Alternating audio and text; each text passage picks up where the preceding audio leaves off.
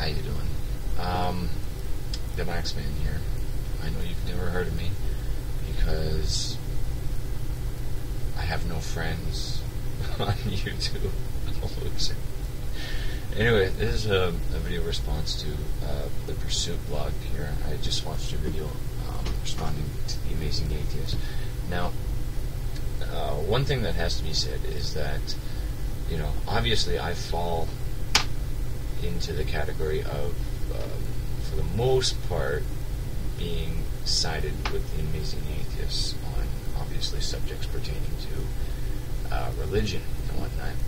But I will fully acknowledge and admit that the Amazing Atheist is eccentric, to say the least. He's very over the top. Okay, so you have to take what he says with a grain of salt. You just kind of have to laugh at it. That's essentially all he's going for, is the humorous aspect of it. Now, you were talking about your friend who overdosed and was in the hospital, and prayer essentially helped him out, despite doctors saying the worst for him. Now, I've been in that situation. Well, not me myself personally, but I've a couple friends of mine have been in situations, mainly with cancer, where doctors said they didn't stand a chance, and they still persevered. They didn't persevere because of me praying for them. Now, granted, I was a former Christian, and I did pray for them. And honestly, I never talked to God for anything. Okay. The one thing I did ask God when I was a Christian was to hook me up with the perfect wife. That never happened, by the way. But I did ask Him for things for other people. That's mainly what I ever prayed for. And one of the things I did ask Him for was to help out my friends.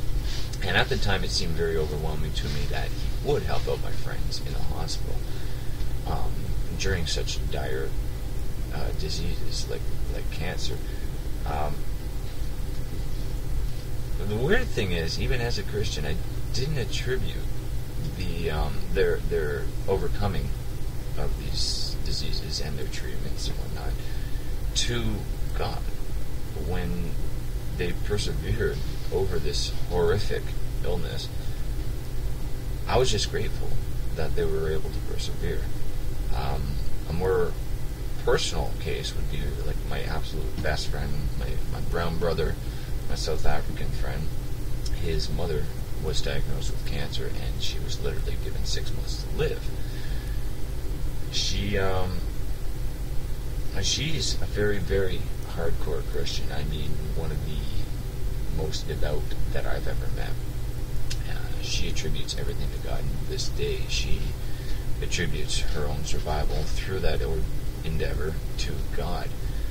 Now, I'm not going to be so ignorant as to say that God had nothing to do with that. I don't know. Maybe God exists, maybe He doesn't. Maybe He cared for her, maybe He doesn't. I don't know. But what I can almost certainly guarantee you is that me praying for her would not have helped. Praying is not... I could pray for her all I want. But the bottom line is, me going to her bedside, bringing flowers, giving her a reason to live, I felt was a much more meaningful and respectful way of supporting her through her struggles. Now, I'm not trying to take anything away from prayer. I understand why you do it. I've been there. I understand it's a very significant, very deepful thought and action taken upon your part for other people. But you have to understand why somebody from an atheist perspective would look at it as a demeaning and waste of time ritual. Okay? That's essentially all I'm saying. I just hope that you can see it from somebody else's perspective, as opposed to seeing it just as, it's a good thing and it works. Maybe it is. Who knows? Okay? There's no way to prove it, and whenever they have tried to prove it, honestly, it's really not been in their favor. But perhaps, I'm just trying to bring light on the alternative perspective, and hopefully I can do that for you a bit. Okay?